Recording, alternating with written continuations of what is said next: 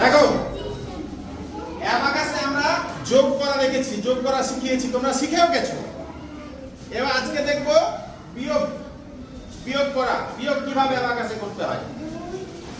একই রকম দেখো, এককের ঘরে কত আছে? 7। তাহলে এককের ঘর থেকে 7টা নিই। 1 2 3 4 5 6 7টা নিই। এবার নিচে কত আছে? 2। 2 বাদ দিতে হবে, তাহলে 2 কমিয়ে দিই। 1 2। দশকের ঘরে 5 আছে, 5টা নিই দশকের ঘরে।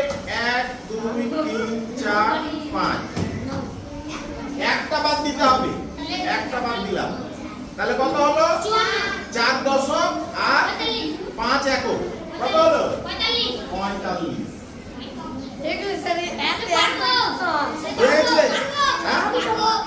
পাবে? আচ্ছা দেখি।